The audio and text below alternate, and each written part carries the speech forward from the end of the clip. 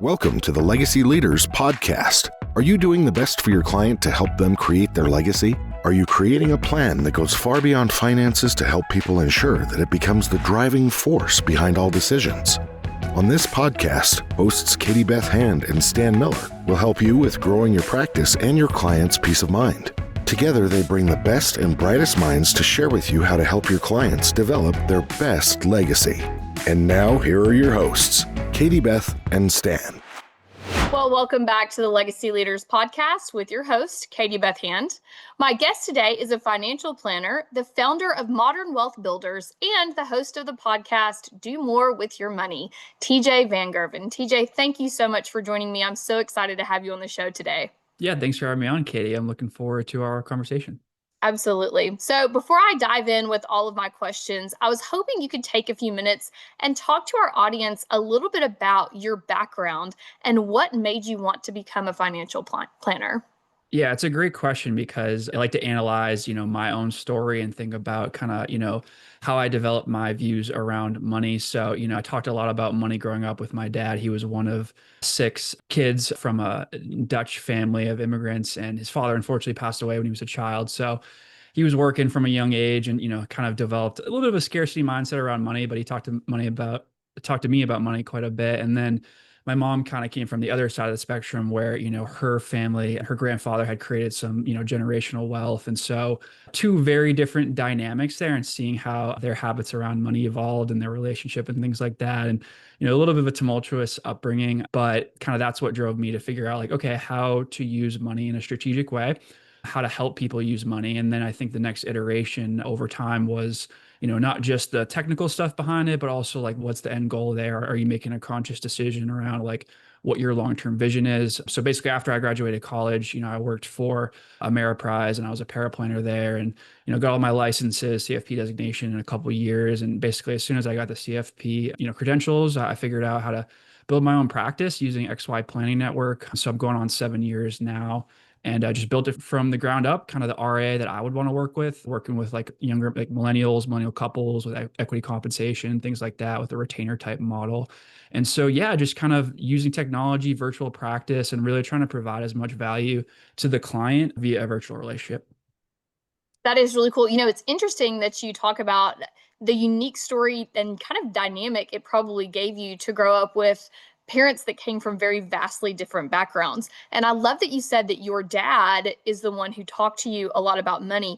A lot of times, especially with our parents' generation, they don't tend to talk about money. And so that causes a lot of issues. So I think it's interesting, probably the perspective you got having those conversations with your dad and his background versus having those conversations with your mom and her background.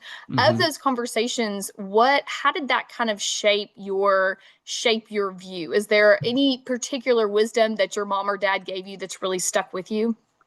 I think it was, I'm not trying to like disparage it in any way, but I wouldn't say it was like the healthiest things, for my dad. Again, he had like, very much a scarcity mindset. He was very comfortable with real estate. Like he's built all his houses by hand himself. Like he's very much a blue collar guy. He was self-employed for like 20 plus years. So he was always into real estate, but he did get caught up in 2008 and like over leveraging himself. And so I kind of saw what that did to him psychologically, and maybe some of the pitfalls of like, how we view risk, right? And real estate. And also he views real estate as like the safest asset because he can build it himself. So he has that sweat equity component. It's tangible. But, in my opinion, like learning from things, there's easier ways to do it that might be a little bit more practical for somebody who can't like build their house by themselves. Yeah, I can definitely see that. And I can relate to kind of that background story as well. That's similar to kind of the upbringing that I had. The idea of sweat equity is definitely something coming out of that generation very strongly, I think. And 2008 was an interesting year. That was a lot of the podcasts that I do where we talk about financial things. You hear the year 2008 come up a lot. It really changed perspective for a lot of people. A lot of people learned a really hard lesson with all of that happened. For me, I graduated from college and tried to get my first job in 2008. Mm. So as you well remember, the job market was really great back then. In 2008, it was a great time Yeah, interesting time to try to get a position, and it to shapes how try to your get started. career probably went beyond that, right? Right, absolutely. But I learned a lot of lessons and got to kind of dive into the job market during a very unique period in history and learned a lot from that. So I Yeah. can certainly relate to some of those things that you said. And you mentioned this very briefly, but I wanted to dive into this a little bit more. Talk to us about your ideal client. You mentioned that Hmm. you work with a lot of millennials. So talk to us about kind of the things that you look for in knowing that a client would be well suited to work with Sure. you. Sure. Yeah, it's taken me a while to figure out, who my ideal client is. I think that's the hardest part, especially if you're building it from scratch, because obviously you want to build a revenue. And so you kind of take on different types of clients. And, obviously most of the industry is geared towards retirement planning for good reason. There's a lot of value with retirement planning, creating an income stream in retirement, distribution, manage your lifetime tax liability, these kind of things. But I wanted to work with, well, first of all, I was a little concerned about the fact of like a retiree handing over their life savings to me when I was 25. It's still hard today. Like you have to build trust with people, especially via a virtual relationship. And so I knew that millennials would probably be a little bit more comfortable with that type of relationship. And so I was like, well, if I can do a retainer type model, working with, maybe higher earners who aren't quite there yet asset wise, but you can help them make strategic decisions over the course of their career to put them in a position to, achieve financial independence or retirement. And so I wanted to work with those younger people so that you could see that compounding effect over time. And so, the people that I do kind of my best work for, how I've structured my business is typically like a dual income household, millennials, where at least one partner has some form of equity compensation. So like stock options, things like that, whether it's private or public. And that kind of brings them in the door with that technical problem. And then once we solve that technical problem, then it transitions to an ongoing relationship where we're doing financial planning and ongoing wealth management. And so typically, their household income like 500K plus, and then they might have some level of investable assets, but it might be tied up in, like I said, private company stock, 401ks, et cetera. So it's really more about where they're at, like complexity wise, income as a household, and then also, do they want to delegate? I think there just comes a time where it's like, even though these people are really smart, right? They might be engineers, like more DIY inclined. They still recognize the value in delegation and actually taking things off their plate. And then also having a thinking partner who can quantify trade-offs for them. Right. And, so this is I'm kind of your ideal client, right, in the 30s to 40s range and mark some of those other boxes. And so for me, the reason that I would want you as a financial advisor is because I just don't have, I'm pursuing my own career, doing other things. We've got 4 kids at home. And Wow. so for me, it's one of those, I only have so much time. And Right. so watching the trends and watching the law changes and all of these things, we pay a financial advisor because I need somebody else to do that for me. I don't want the pressure of having to keep track of all of that. So definitely I love that. Yeah, The 100%. And it's good I like to hear that, how you obviously a very smart person who still delegates, right? Because you recognize that your time is better spent, focusing on your career or the things that you just want to do. It's like, do you have the time, talent, and energy to do these things? And if any things are missing, I mean, that's why we all try to delegate, right? And in areas that we can derive value. Right. Absolutely. I love that. So I really connect kind of with your message and with your, I am your target audience that you're speaking to. So that goes well for us. Talk to us to turn just a little bit from that. Sure. You started your own podcast, which is something obviously that I love, that I'm passionate about.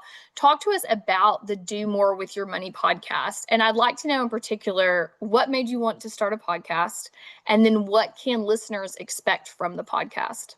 Yeah, great question. So I would say, for me, I always wanted to lead with education to attract people that, found value in what I did. So I try to give away a lot of what I know, for free. And so it started out as more of like monologues, talking about specific topics about, all kinds of stuff, tax planning, investment management, behavioral, all these things. And then over time, it morphed into I wanted to bring in other guests that have expertise in particular areas like you're doing, right? And just learning from them, asking questions. And my goal at the end of the day is like, can I bring value to the audience? If I don't know something and I'm learning something and the audience is learning something, then that's a win. So do more with your money is exactly what it sounds like.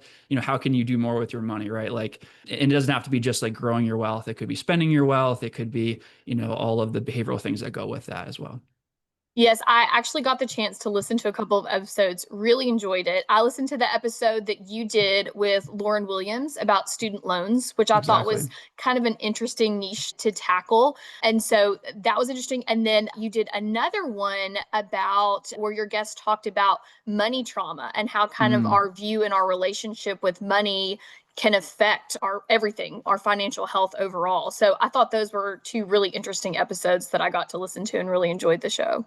Well, thank you. I appreciate that. And yeah, and I love having guests on like that because I'm somebody who's more like technically inclined where it's like, oh, I want to talk about like, yeah, lifetime tax planning, all these things. But those types of conversations are really what impacts most people because, money impacts every aspect of your life. And again, the story that you grew up with money is going to create the lens through which you look at the world.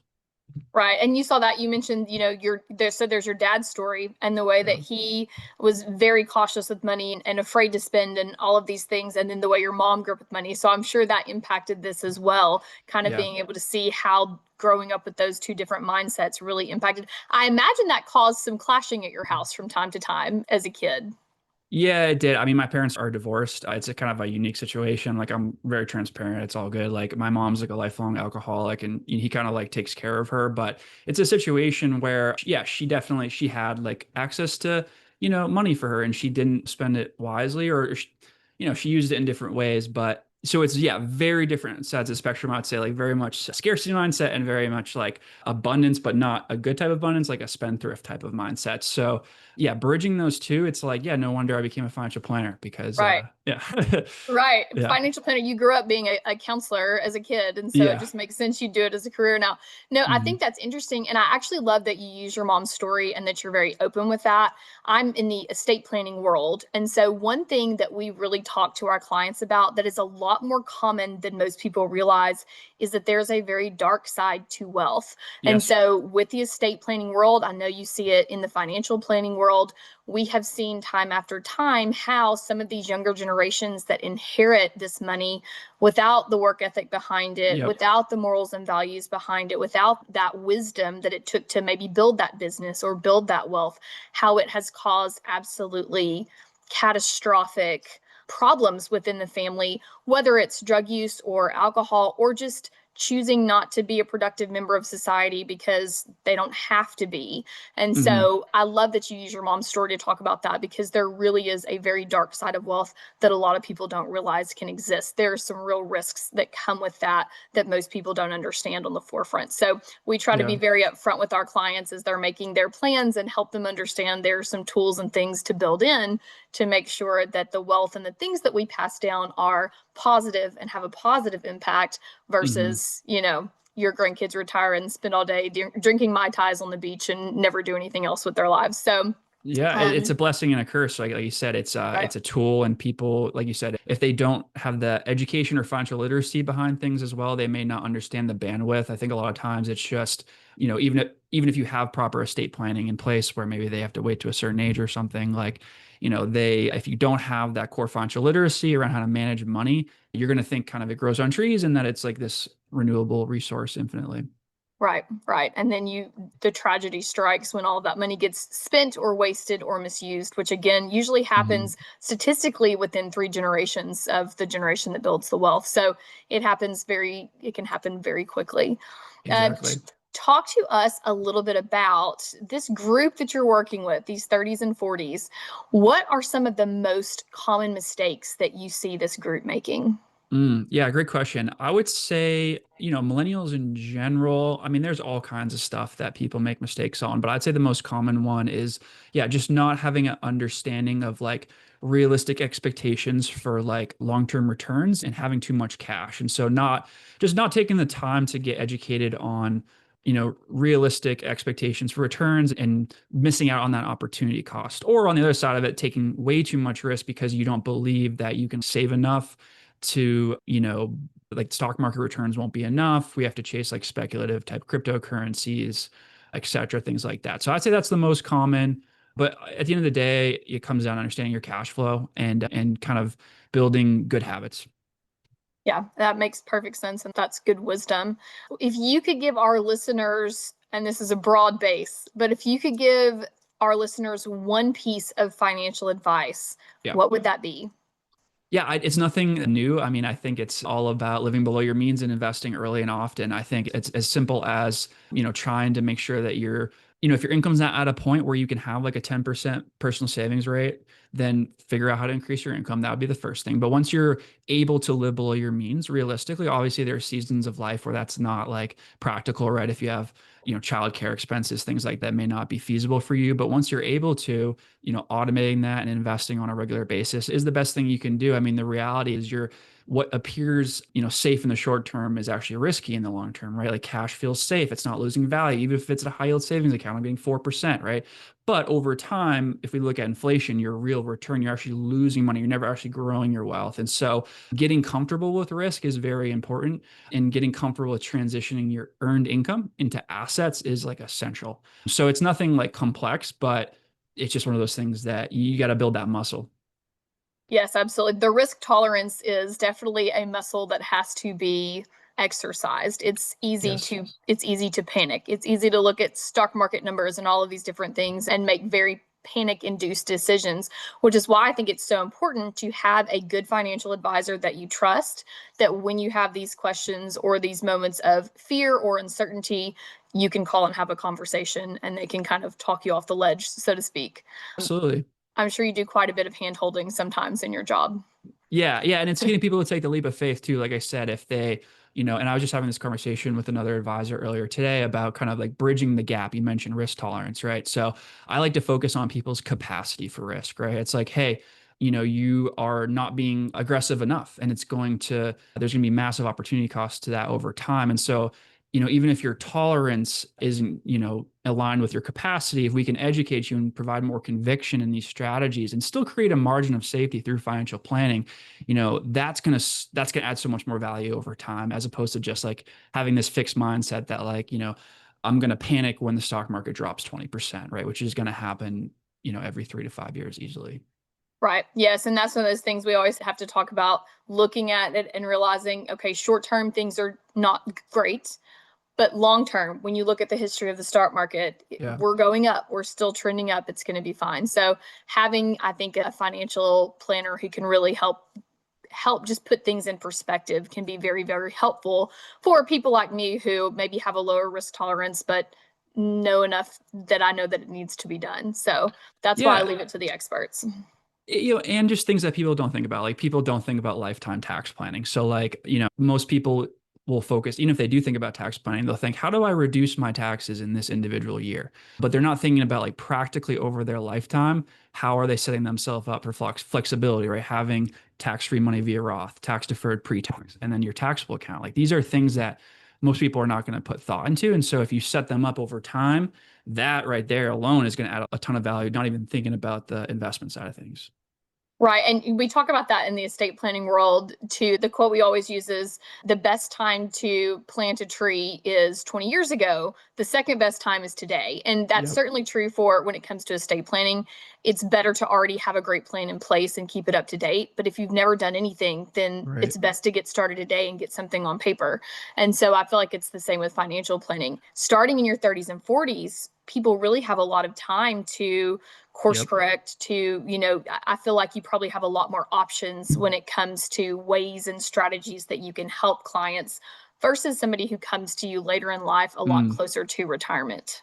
That's a great point, and that's actually why I like working with younger people better, because it's really sad to me when you get like the 60-year-old like pre-retiree who has vastly undersaved, especially if they've had a good income earning history. It's like, well, money is one of those things where it's very hard to make up for lost time. Like your health, you can sometimes make up and that's hard as well at a certain point. But like there's things that you can course correct. The money saving aspect can be very tough if you wait too long.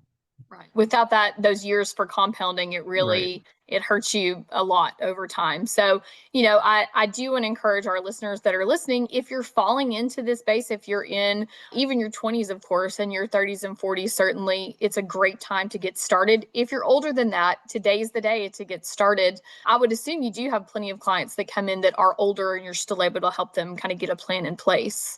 Yeah, I mean, I do some more traditional retiree stuff. It's more about like, are they comfortable working on a virtual basis? Sometimes like baby boomers are not comfortable with like e-signing documents, sharing screens, etc. I mean, that's really what's more important to me is like, are you tech savvy? Because I just work completely virtual. I don't store physical documents, things like that. Like I'm very much like, how can we make this as efficient as possible? And like, where's the actual value in the financial planning, wealth management? Right. Yeah, we do a lot of things. We do have a home base office located in Little Rock where if people want to come in and do that, they can. But we do a lot of our meetings and things virtually now. And it's great because we're really able to serve people all over the Right. place versus just located right here in Central Arkansas. But a lot of our clients, unlike your target base, most of our estate planning clients are coming in and they are in those, those older categories, their 50s and 60s, maybe Right. even their 70s, coming in to make their first estate plan or have it updated. So I certainly understand the struggle if you have some clients that are not super tech savvy, e-signing documents, and there's a lot to Yeah. work through without somebody tech savvy. So Like I'm maybe a little stubborn, but it's like I would rather make less money but have a better quality of life for myself, where it's like, I have location autonomy and, I have flexibility in my own life. And to me, that's after a certain amount of money, doesn't add value to me. right. No, I understand Yeah. and certainly can relate to that as well. And I know a lot of our listeners are that way as well. COVID on that front really did good things for us because a lot of people who were kind of refused to move forward and didn't like technology were forced to. And then to some degree, we kind of made that turn after 2020 where I would argue that probably most, not everyone, but most people have some degree of tech savviness in the post-COVID world, which is Yeah. nice. Like they're more comfortable with the idea of a virtual relationship now where they The weren't first necessarily Zoom before. call they've ever had is not the Zoom call they're having with me. So that's great. I'm not having to get on the phone to teach someone which buttons to click. And that did happen in the pre-COVID world. So Right. it's to some degree that was actually helpful. Well, this is great. All right, final question for you before we run out of time. And this might be the hardest one I have for you. So through the work that you do, these clients that you help, the people that you interact with in your own personal life, with your family and friends, what do you hope your legacy will be? Mm. It's a good question. I am coming more around. So I've been trying to be more mindful myself and kind of increase my level of consciousness to help my judgment so I can have better judgment for clients. And so the legacy thing to me, I'm not going to get all spiritual guru on you, but it feels like that's the ego. That's not really like the self for me. So I'm not really too focused on that. It's more, am I doing good work do I take pride in the work that I do and put out a good quality? And so I guess, yeah, I mean, I hope that people look back at the relationship I had with them and that I had a meaningful impact on their journey. And I basically helped them have more peace of mind, right? Because money impacts all aspects of your life. So if I can help somebody get somewhere faster, right? It's like that's a win. If I can help them avoid major mistakes, if I can help them have more peace of mind, then I feel like I've done my job and I've added value. Yes, absolutely. No, I agree with that. And that is a fantastic answer to that question. So your legacy is really the positive impact you've had on the lives of others, which is an incredible legacy to leave. Yeah, Well, 100%. well, is there anything that I did not ask you about that you would like our listeners to know about? No, I think that, the major takeaways are, my message is always just, live below your means and invest early and often. If you're looking I love the tool Monarch Money, but there's other tools as well. If you want to track your cash flow, I think that's the first step for people is, just really understanding kind of where their money goes. It's something complex, but that's once you start to build your net worth, right, then you can start thinking more about complexities of all the things that we talked about. That's great advice. Well, for our listeners, we want to thank you for listening to the Legacy Leaders podcast with your host, Katie Beth Hand. And my guest today was TJ Van Gerven. And to connect with TJ, you can visit modernwealthbuilders.com. You can also find him on YouTube. And don't forget to check out the Do More with Your Money podcast. TJ, thank you again so much for jumping on and sharing all of your wisdom with us. Thank you for having me on. You've been listening to the Legacy Leaders Podcast with Katie Beth Hand and Stan Miller. For more information on them and the show, please visit pinnaclelegacylaw.com. If you like what you've learned today, do share the program with your friends and subscribe wherever podcasts are found.